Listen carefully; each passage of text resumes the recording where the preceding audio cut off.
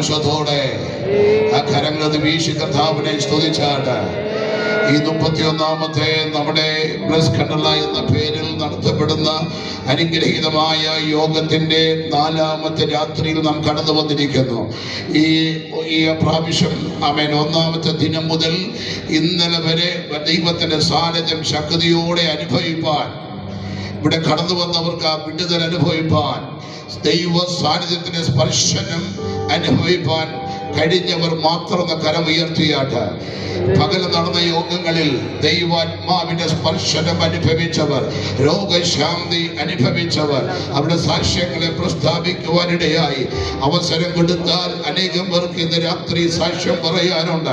ഞാൻ വിശ്വസിക്കുന്നു ഇന്ന് രാത്രിയിൽ കഴിഞ്ഞ 3 രാത്രിയിൽ കണ്ടതിനേക്കാൾ ദൈവത്തിന്റെ ശക്തി മഹത്വത്തോടെ ഇറങ്ങി വരുന്ന രാത്രിയെ ഞാൻ വിശ്വസിക്കുന്നു. ആ വിശ്വസിക്കുന്ന